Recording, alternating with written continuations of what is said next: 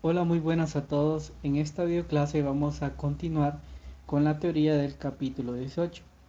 En esta ocasión vamos a hablar sobre la teoría de la sección 2 del capítulo 18, propiedades moleculares de la materia. Hasta el momento nosotros hemos estudiado algunas propiedades de la materia como el volumen, la elasticidad, densidad, tensión, capacidad calorífica y ecuaciones de estado.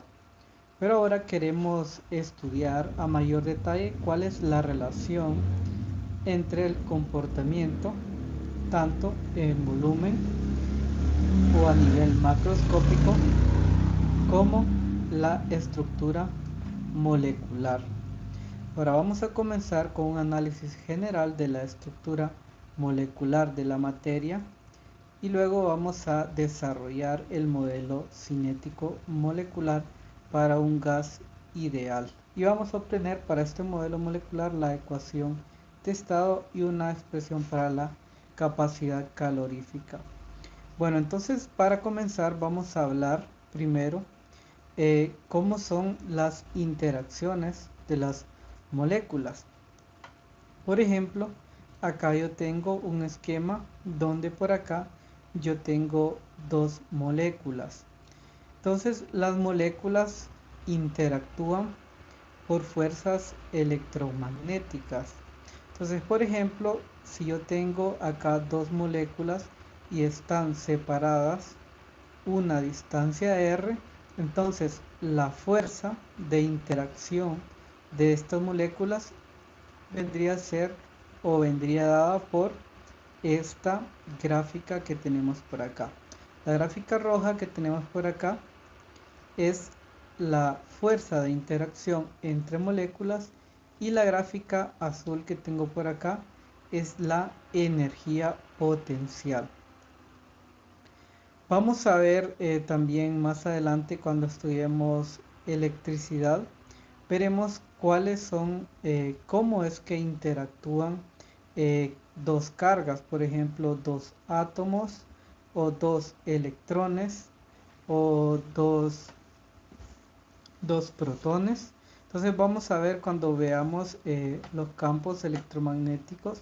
Entonces vamos a estudiar cómo es la interacción entre dos cargas. Y vamos a ver que en general cargas de igual magnitud se repelen y cargas de distinta magnitud se atraen. Por ejemplo, si yo tengo una carga positiva y una carga negativa, por ejemplo, si yo tengo un átomo con carga positiva y otro con carga negativa o una partícula, entonces estas partículas se van a atraer. Pero si yo tengo dos partículas con cargas positivas, entonces estas partículas se van a repeler. Bueno, esto hablando en términos generales, ¿verdad? Entonces, esto lo vamos a estudiar un poco más adelante. Por ahora, nosotros podemos ver que cómo es la fuerza entre dos moléculas. Por ejemplo, si se fijan acá en esta gráfica roja que tengo acá, denota la fuerza. En el eje X tenemos la distancia a las cuales se encuentran las moléculas en este caso. Una fuerza positiva en este caso se refiere a una fuerza de repulsión y una fuerza negativa se refiere a una fuerza de atracción. Entonces, por ejemplo, en esta parte de acá podemos ver que existe una fuerza de atracción entre las moléculas y acá tenemos una fuerza de repulsión. Entonces, ¿qué quiere decir esto? Pues lo que pasa cuando voy a borrar esto para poder ver mejor la gráfica. Entonces, lo que pasa aquí es que las interacciones entre moléculas depende de la distancia a la que se encuentren. Por ejemplo, acá yo tengo que cuando las moléculas están cerca o relativamente cerca. Si se fijan, a una distancia, mi eje X es distancia. Entonces, si se fijan, a una distancia muy cerca, la fuerza entre las moléculas es repulsiva, porque la fuerza aquí es positiva, y cuando la fuerza es positiva, entonces significa que hay una repulsión entre las moléculas. Ahora, si se fijan, yo acá tengo un punto que a este se le llama ρ sub 0, en el cual la fuerza es igual a 0, que quiere decir que acá en este punto, pues entre las moléculas no existe ni atracción y ni repulsión. Normalmente a esta distancia es la distancia en la que se encuentran las moléculas o los átomos en un estado ya sea sólido o líquido. Entonces, cuando bajamos de acá hacia aquí, ya tenemos una fuerza atractiva. Quiere decir que de una distancia mayor que R sub 0, entonces las moléculas se atraen, ¿verdad? Entonces, ya sea que si las moléculas se atraen o tienen una fuerza de repulsión, depende de qué, depende de la distancia, ¿verdad? Si están muy cerca las moléculas, estas se van a repeler y luego van a llegar a un punto crítico donde no van a sentir ni repulsión ni atracción, y luego cuando están un poco más alejadas, entonces veremos que las moléculas van a tener una fuerza de atracción. Por acá, la gráfica azul, esta es la energía potencial. A una separación R igual a R sub 0, la energía potencial de las dos moléculas es mínima, ¿verdad? Yo aquí tengo un punto mínimo y la fuerza entre las moléculas es igual a 0, ¿verdad? Como les decía acá, las fuerzas en las moléculas en este caso es igual a 0. Ahora, como les decía, en este punto es que normalmente se encuentran las distancias entre moléculas y átomos. En este punto es donde se encuentran en la fase sólida y la fase líquida. Entonces, por ejemplo, si yo tengo agua, por ejemplo, digamos que las distancias entre las moléculas en el agua están a una distancia R sub 0. Entonces, ¿qué tengo que hacer yo para poder pasar al agua de esa fase líquida a una fase gaseosa? Por ejemplo, para poder pasar de una fase líquida a gaseosa, lo que yo debería de hacer es a, darle a esas moléculas una energía mayor a la energía potencial que tienen en este punto, ¿verdad? Entonces, si la energía cinética, por ejemplo, de las moléculas es mayor que esta energía potencial, entonces ese enlace entre las moléculas se va a deshacer, entonces ya las moléculas van a andar libremente, ¿verdad? Ya no van a estar atadas una a la otra si le damos cierta energía cinética a las moléculas. Entonces, así es como nosotros podemos pasar de una fase, en ese caso líquida, a una fase gaseosa. Y bueno, eso es lo que nosotros podemos saber hasta ahora en general sobre el comportamiento o interacción entre las moléculas. Y por acá les dan una representación esquemática de la estructura cristalina cúbica del cloruro de sodio, sal de mesa, ¿verdad? Esto es cómo se acomodan las moléculas en el cloruro de sodio, ¿verdad? Esto es un sólido, ¿verdad? En esta clase no vamos a estudiar los sólidos, ya que para estudiar sólidos se necesita ecuaciones más complejas y conocimientos más complejos. Entonces, En este curso únicamente vamos a estudiar lo que son los gases. En los líquidos, por ejemplo, las distancias intermoleculares no suelen ser mucho mayores que en la fase sólida de la misma sustancia, pero las moléculas tienen una libertad de movimiento mayor, ¿verdad? Por ejemplo, si yo tengo un cubo de cemento, por ejemplo, las distancias entre las moléculas, que por ejemplo, si yo tengo agua, son prácticamente son casi iguales. Las distancias entre dos moléculas de agua y las dos moléculas que componen una roca, por ejemplo. Entonces son casi iguales. La diferencia es que en el líquido las moléculas tienen más libertad para moverse, ¿verdad?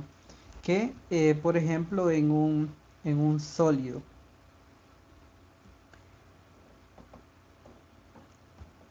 Vamos a ver también que para un gas ideal, vamos a ver que un gas ideal es cuando las moléculas entre sí no se ejercen fuerzas de atracción y por lo tanto, si no hay fuerza de atracción entre moléculas, estas moléculas no tienen una energía potencial. Entonces, en ese caso es cuando nosotros vamos a llamar que es un gas ideal.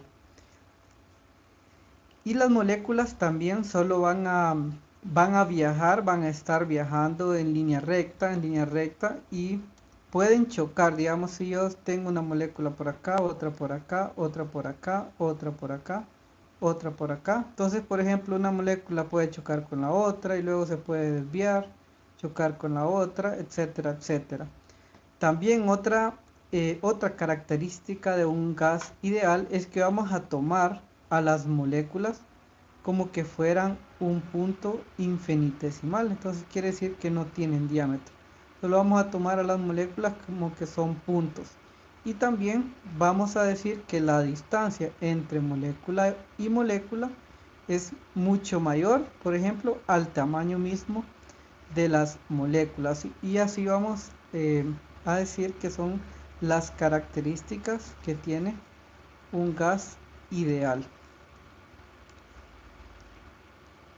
Continuando, eh, vamos a ver lo que es moles y el número de Avogadro. Hasta ahora hemos usado la cantidad o la medida de cantidad de una sustancia como el mol, ¿verdad? Pero todavía no hemos definido qué es exactamente un mol. En el sistema internacional, un mol es la cantidad de sustancia que contiene tantas entidades elementales como átomos hay en 0.012 kilogramos de carbono 12. Ahora, en nuestro caso, las entidades elementales van a ser las moléculas, porque nosotros estamos estudiando las moléculas. Entonces será un mol es la cantidad de sustancia que contiene tantas moléculas como átomos hay en 0.012 kilogramos de carbono 12.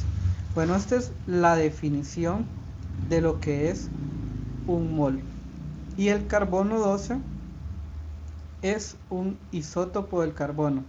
Un isótopo es cuando tenemos una configuración diferente al elemento del carbono, ¿verdad? Pero si se recuerdan de la clase de química fundamental, o si no, si no recuerdan lo que es un isótopo, pueden pues ver algún video ahí o buscarlo en internet, que ahí les van a decir cuáles son las características de los isótopos. Pero para nuestro estudio, en nuestro caso no es tan relevante.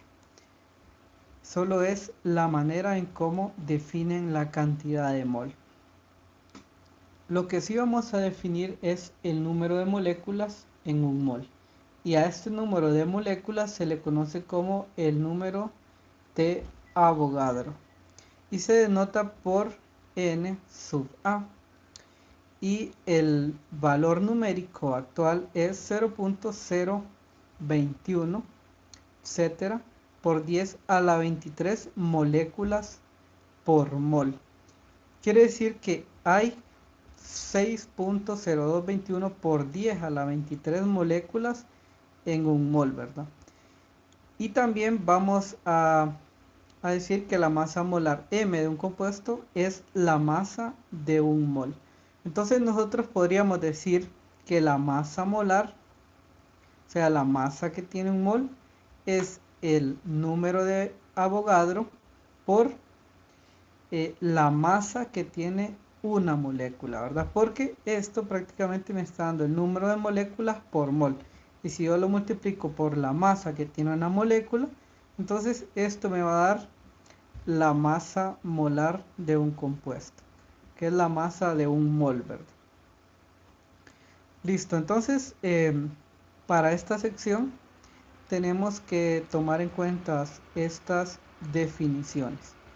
Para la siguiente sección, la sección 18.3, vamos a estudiar el modelo cinético molecular del gas.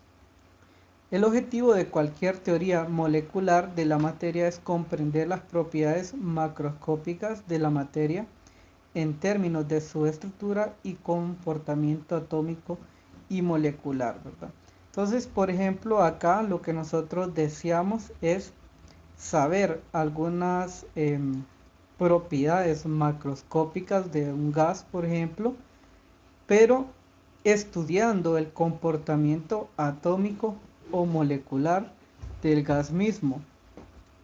Entonces, en esta sección y en las siguientes consideraremos un modelo molecular sencillo del gas ideal. Este modelo cinético molecular representa el gas como un gran número de partículas que rebotan dentro de un recipiente cerrado. Entonces vamos a ver también cuál es la relación que vamos a utilizar en este modelo cinético molecular y también con las leyes de Newton, ¿verdad?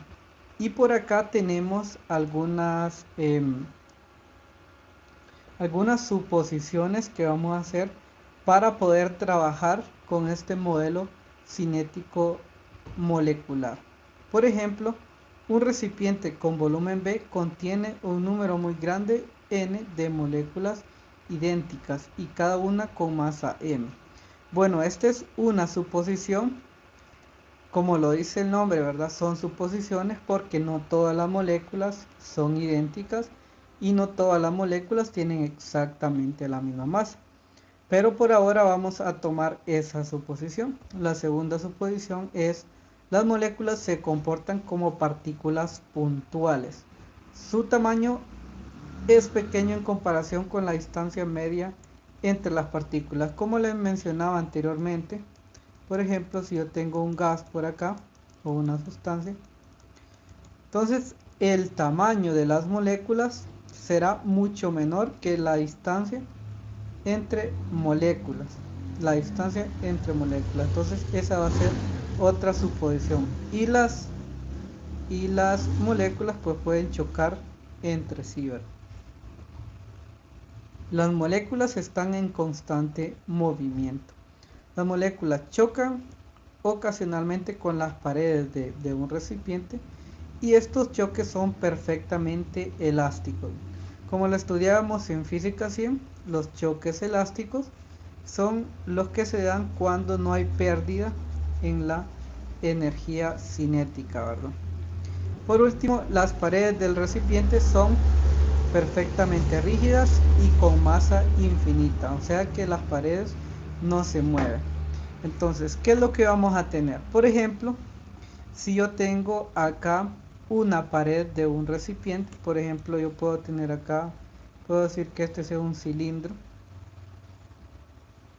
pero yo voy a estudiar esta pared, o sea, las moléculas o las partículas que van a chocar con esa pared. Entonces, ¿qué es lo que tenemos? Por ejemplo, vamos a ver que la velocidad en x en este caso iría hacia la izquierda, por lo tanto sería negativa, ¿verdad? Así como está acá. Y la velocidad en Y, pues yo la puedo colocar de esta manera, ¿verdad? Si se fijan, acá sería tanto la rapidez como la dirección en la que se dirige esa partícula, ¿verdad?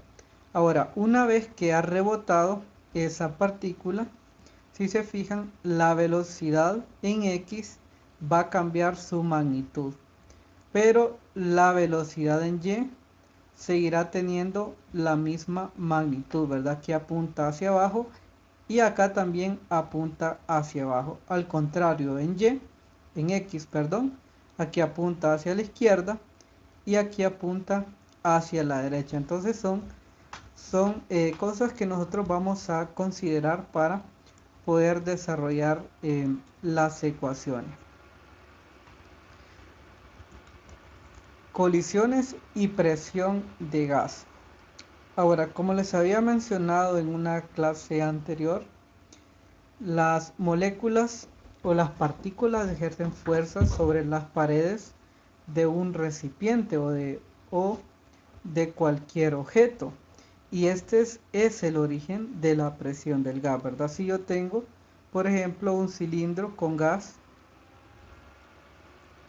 entonces si yo coloco algo para medir la presión, un manómetro, entonces la presión que existe dentro de este cilindro es debido al constante choque de las partículas con el recipiente que lo contiene, ¿verdad? Entonces, así es que se genera la presión dentro de ese cilindro. Ahora, primero vamos a determinar el número de choques por unidad de tiempo para cierta área de pared A. Entonces, por ejemplo, si yo tengo la pared acá de un recipiente, entonces lo primero que yo voy a determinar es el número de choques que yo tengo en cierta área, en una área A. Y para eso vamos a considerar un cilindro como el que tengo por acá, donde el área transversal de ese cilindro es A y la altura de ese cilindro pues iría determinado por la velocidad de la partícula por el intervalo de tiempo que le toma llegar desde acá hasta acá. Entonces, porque nosotros tenemos, ¿verdad? Que velocidad sería distancia entre tiempo, ¿verdad? Entonces, si yo quiero distancia, es velocidad por tiempo. Entonces, por eso la altura de este cilindro sería la velocidad por un delta t. Entonces, esa sería la altura de mi cilindro. Y por lo tanto, el volumen del cilindro sería el área transversal por la velocidad por un delta t. Entonces, vamos a estudiar primero cómo cambia, por ejemplo, el momento lineal de las partículas que chocan con esa área transversal. Por ejemplo, como habíamos visto acá, la velocidad en X cambia en dirección, ¿verdad? Tiene la misma magnitud, pero cambia en dirección. Entonces en X tenemos primero menos X y luego tenemos una velocidad Bx. Ahora, el momento en X, entonces, ¿cómo me quedaría? La componente X del momento lineal cambia de menos m por Bx, ¿verdad? Que la masa por la velocidad, si lo recuerdan, es el momento lineal. Y el momento final tendríamos que sería la masa por Bx. Sería mi momento final. Y el cambio de la componente en X del momento lineal, entonces, ¿cómo sería? Pues sería mi momento final, en este caso, mi momento final menos el momento inicial. Entonces sería mi momento final m Bx menos porque el momento inicial es negativo, ¿verdad? Menos la masa por Bx, y esto es igual a 2 por la masa por Bx. Entonces este es el cambio en el momento lineal, ¿verdad? Sería un delta P, sería entonces 2m por Bx. Ese sería el cambio en el momento lineal de una partícula que choca con esta área transversal. Ok, listo. Entonces, ¿qué es lo que vamos a hacer ahora? Pues como les decía, el volumen del cilindro es el área transversal, la velocidad de la partícula, por un delta T. Ahora, yo quiero conocer cuántas son el número de moléculas que chocan con esa área transversal. Para esto vamos a suponer que el número de moléculas por unidad de volumen es n entre v, donde n mayúscula es el número de moléculas y v mayúscula es el volumen. Entonces tenemos que el número de moléculas por unidad de volumen es uniforme, ¿verdad? O sea que en cualquier lado del cilindro o de la pared, en cualquier lado de la pared que yo coloque esta área transversal, voy a tener exactamente el mismo número de moléculas aquí dentro de este cilindro. El número de moléculas de este cilindro, entonces, ¿cuánto sería? Pues sería n entre v por el volumen de ese cilindro, ¿verdad? Entonces esto me daría el número de moléculas. Ahora, si se fijan acá, el número de partículas o de moléculas que están chocando es un número determinado, ¿verdad? Pero algunas partículas o moléculas están chocando con la pared, pero otras ya van hacia el otro lado, o sea, ya chocaron y van hacia el otro lado. Entonces, el número de moléculas que yo voy a tener que están chocando con la pared de ese cilindro, entonces será la mitad de este valor. Entonces voy a tener un medio de n entre v por el volumen del cilindro, ¿verdad? Ahora, para el sistema de todas las moléculas del gas, el cambio total de momento lineal del dpx durante t es el número de choques multiplicado por 2mbx. Entonces, ¿qué es lo que yo quiero tener ahora, verdad? Por ejemplo, yo tengo acá el cambio en el momento en x, ¿verdad? Si ustedes se acuerdan, ese cambio en el momento de x nos daba algo así: 2 por la masa por, eh, por la velocidad en x, ¿verdad? Entonces, si yo quiero conocer, por ejemplo, cómo cambia el momento en un diferencial de x, entonces yo lo puedo obtener de esta ecuación, ¿verdad? Por ejemplo, acá tenemos delta px, que es igual a 2m, que en este caso sería la masa de una partícula o la masa de una molécula, porque solo estamos considerando una molécula, ¿verdad? Cuando estamos sacando aquí en el choque, estamos considerando una partícula nada más, ¿verdad? Entonces teníamos este dato que es exactamente igual al número de moléculas dentro del cilindro. Entonces, si yo quiero el cambio en el momento de todas las moléculas, entonces debo multiplicar esto que tengo acá por el cambio en el momento, ¿verdad? Para tener el cambio del momento de todas las moléculas dentro del cilindro.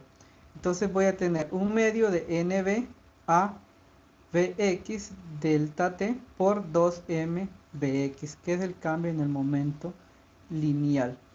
Entonces, este valor que yo tengo por acá, ¿a qué va a ser igual? Entonces, si se fijan acá, yo tengo Vx y acá también tengo Vx. Entonces aquí tengo n, un medio, perdón, tengo n, aquí lo tengo por acá. Permítame. Entonces, si se fijan, acá tengo n entre b, n entre b. Este un medio se me va a cancelar con este 2 que tengo acá.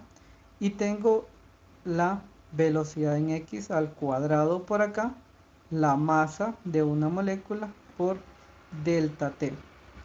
Ahora, ¿qué es lo que yo voy a hacer ahora? Ahora este delta t que está acá, lo voy a mandar a dividir. Entonces voy a tener la tasa de cambio de la componente del momento lineal. Entonces, ¿cuál va a ser? Solo mando este dt a dividir al otro lado. Entonces, yo tengo que el cambio del momento lineal, entonces, es igual a n por a, que es el área transversal del cilindro, la masa, la velocidad x al cuadrado entre el volumen, ¿verdad? Ahora, esto que está acá prácticamente es otra forma de escribir una fuerza o la segunda ley de Newton. Yo tengo que la, la segunda ley de Newton, ¿verdad? Yo la puedo escribir como la masa por la aceleración, por ejemplo. Yo tengo que el momento lineal, por ejemplo, es m por b. Ahora, esto que está acá, yo lo puedo escribir también como m, la derivada de b, con respecto al tiempo. ¿Sí? Entonces yo puedo escribir o reemplazar acá la velocidad, ¿verdad? Entonces tengo que la fuerza sería entonces igual a m, la derivada con respecto al tiempo de la velocidad, o sea, p entre m. Ahora, asumiendo que la masa es una constante, entonces se me va a cancelar. Entonces me queda que la fuerza es igual a la derivada de p con respecto al tiempo. Entonces, eso es lo que yo tengo acá. Entonces, esto prácticamente es la segunda ley de Newton. Entonces, yo puedo sustituir ese delta P entre delta T por la fuerza. Entonces, yo también conozco que la fuerza o la presión, mejor dicho, es fuerza entre área. Tengo que la presión es fuerza entre área. Ahora, aquí no hay que confundirse en algo, que acá tenemos una P mayúscula y por acá yo tengo una P minúscula. La P minúscula es para la presión y la P mayúscula es para el momento. Entonces no hay que confundir la P mayúscula con la P minúscula. Entonces yo tengo acá, ¿verdad?, que esto prácticamente es igual a la fuerza. Entonces, ¿qué es lo que voy a hacer? Voy a mandar a dividir esta área transversal que yo tengo acá. La voy a mandar a dividir por acá. Entonces, esto me va a quedar que es igual a la presión. La presión es fuerza entre área y esto es igual a n por m Bx al cuadrado entre b. Entonces, ya tendría una expresión para la presión. Entonces acá podemos ver que la presión ejercida por el gas depende del número de moléculas n por volumen n entre b, la masa por molécula, ¿verdad?, y la rapidez de la molécula. Entonces, ¿de qué depende la presión?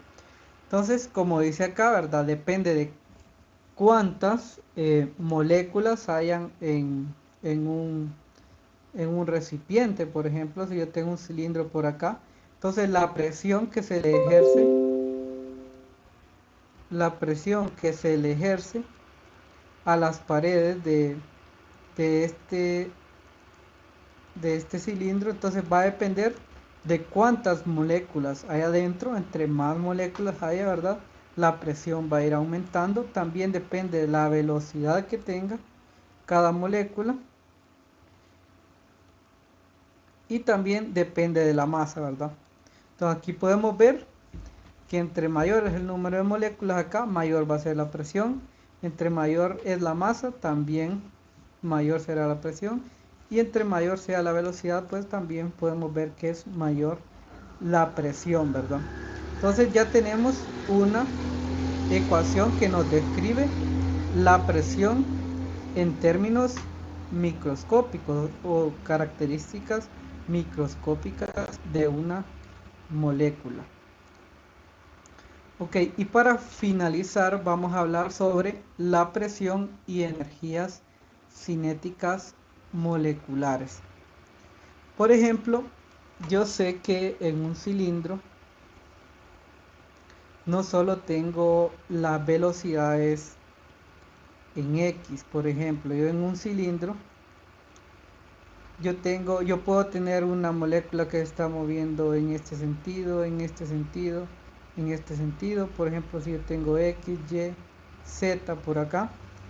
Entonces, las moléculas no solo se mueven en X, sino que se mueven prácticamente en tres direcciones. Entonces, si yo quiero conocer cuál es la velocidad que tiene una molécula en este caso, entonces vamos a ver que por teorema de Pitágoras, la velocidad al cuadrado es igual a la velocidad de x al cuadrado más la velocidad y al cuadrado más la velocidad z al cuadrado. Ahora, como dijimos al principio, ¿verdad? No todas las moléculas tienen exactamente la misma velocidad dentro de un gas. Pero nosotros vamos a trabajar entonces con una velocidad media. Entonces, en vez de únicamente escribir la velocidad al cuadrado o la velocidad x al cuadrado, vamos a escribir la velocidad media, porque no todas las moléculas pues se mueven a la misma velocidad, ¿verdad? Entonces vamos a trabajar con la velocidad media de las moléculas. Ahora, algo más que vamos a tomar en cuenta es que a niveles microscópicos los efectos de la gravedad son insignificantes. O sea, ¿qué quiere decir? Que a mí no me va a afectar, por ejemplo, si una molécula se está moviendo hacia arriba o hacia la derecha o hacia otro lado. A mí la gravedad no me va a afectar demasiado como para decir que la velocidad hacia arriba, por ejemplo, va a ser mucho diferente de la velocidad en X o la velocidad en Y. Entonces los términos de gravedad no me van a afectar demasiado las velocidades. Entonces quiere decir que la velocidad en X, tanto en Y como en Z, pues van a ser las mismas. Entonces yo puedo escribir esta ecuación que está por acá de la siguiente manera. Si yo sé que Bx, By y Bz son las mismas, entonces yo podría escribir lo siguiente. Entonces Bx al cuadrado sería igual a 3. Podemos colocarle Bx al cuadrado, ya que estas se me van a sumar, ¿verdad? Vamos a trabajar únicamente con Bx, pero sabemos que estas van a ser las mismas. Entonces por eso este 3 que está acá, ¿verdad? Entonces de acá yo puedo ver que Bx al cuadrado sería igual a 1/3 de B al cuadrado. Entonces es lo que yo tengo por aquí.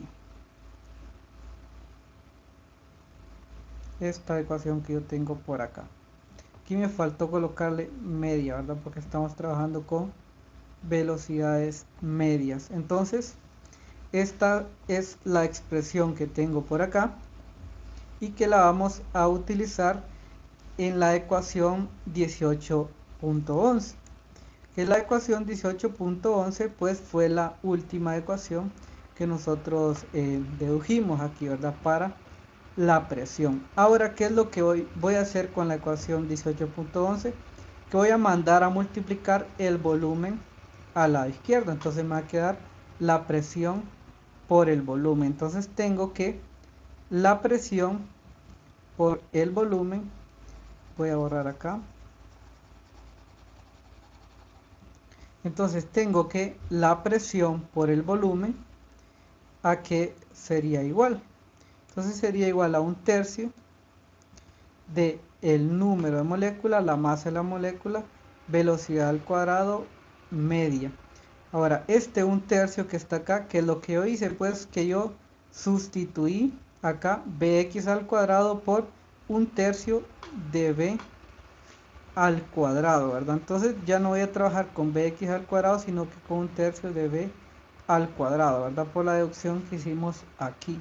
Entonces me queda que la presión por el volumen es igual a 1/3 por el número de moléculas por la masa de una molécula por la velocidad al cuadrado media. Ahora, aquí parece que el libro tiene un pequeño error acá,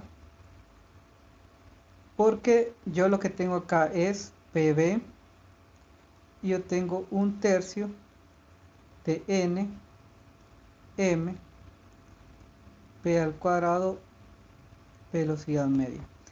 Ahora, yo lo que quiero sacar de factor común es 1/2 por M por la velocidad media al cuadrado. Ahora, ¿por qué quiero sacar de factor común esto? Porque yo sé que 1/2 de la masa por la velocidad al cuadrado es la energía cinética. Entonces acá podemos ya ver una relación de la energía cinética con la presión en este caso. Entonces acá es donde les digo que parece que el libro tiene un pequeño error. Entonces lo que yo voy a hacer para sacar de factor común 1/2, pues lo que voy a hacer es que voy a multiplicar y voy a dividir entre 2. Entonces voy a tener lo siguiente. Entonces voy a tener 1/2 de la masa velocidad al cuadrado media, y acá voy a tener 2/3 de n. Por eso les digo que aquí el libro tiene un pequeño error. Entonces sería 2/3 de n, 1/2 de la masa velocidad al cuadrado. Entonces esto que está acá es la energía cinética de traslación media de una sola molécula, ¿verdad? Entonces ya vamos viendo cómo relacionamos la energía cinética, en este caso con presión. Entonces, continuando, tenemos que, entonces les decía, ¿verdad?, que la energía cinética es 1/2 de la masa por la velocidad media al cuadrado, y le vamos a denotar como KTR, o sea, energía cinética de traslación, o sea, de una molécula que se mueve de un lado hacia otro. Ahora, de acá y de la ecuación anterior, entonces podemos ver que la presión por el volumen entonces sería igual a 2/3 por la energía cinética traslacional. Acá, si se fijan, N por la energía cinética traslacional sería la energía cinética media de todas las moléculas. Entonces aquí vamos a tener 2/3 por la energía cinética traslacional, y es lo que tengo por acá. Entonces al final tengo que PV es igual a 2/3 de la energía cinética rotacional. Y ahora, ¿qué es lo que vamos a hacer? Pues voy a llamar la ecuación del gas ideal, donde tengo que PV es igual a nRT, y vamos a igualar estas dos ecuaciones. Cuando yo igualo estas dos ecuaciones, entonces me queda la siguiente ecuación. Me queda que la energía cinética traslacional que tengo por acá es igual a 3 medios de nRT. Entonces, con este resultado nosotros podemos ver la relación directamente proporcional que hay de la energía cinética con la temperatura, ¿verdad? Porque acá tenemos N, que es un número de moles, y R, que es una constante de los gases, ¿verdad? Entonces, pero lo que nos interesa acá es la proporcionalidad que hay de la energía cinética con la temperatura. Quiere decir que a mayor temperatura, las partículas en una sustancia o en un gas se están moviendo a una mayor velocidad. Y bueno, esa es a la ecuación que queríamos llegar el día de hoy, a la ecuación 18.14. Entonces por acá también podemos escribir esa ecuación 18.14 en términos de otras variables. Por ejemplo, si yo quiero conocer la energía cinética de traslación media de una sola molécula, lo que tengo que hacer es dividir esta energía cinética de traslación entre el número de moléculas y me queda nada más un medio de mv cuadrado por la velocidad del cuadrado media, y esto es igual a 3 medios de nRT, que es lo que tengo acá, entre n, ¿verdad? Porque dividí todo entre n. Entonces yo sé que n, que es el número total de moléculas, n es el número de moles y Na es el número de Avogadro. Entonces vamos a sustituir en la ecuación que yo tengo acá esta n entre n mayúscula por 1 entre el número de Avogadro. Y vamos a ver que de acá de esta ecuación vamos a tener R entre el número de Avogadro. Y a esta constante que yo tengo acá, dado que R y tanto el número de Avogadro es una constante, a esta división le vamos a llamar como constante de Boltzmann. Y la constante de Boltzmann va a ser una letra K minúscula y va a ser igual a R entre Na 1.38 por 10 a la menos 23 joules molécula Kelvin. Y a veces pues nosotros podemos escribir entonces la energía cinética de traslación media de una molécula de gas como 3 medios de K por la temperatura.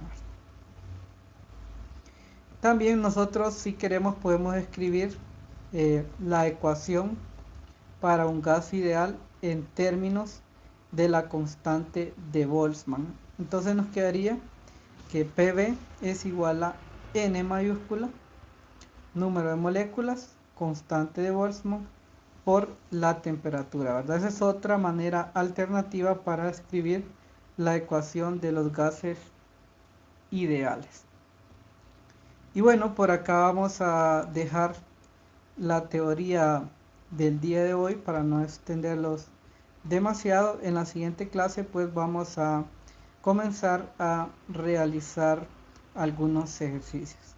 Si les interesa pueden leerse únicamente esta parte donde dice rapideces moleculares, ¿verdad?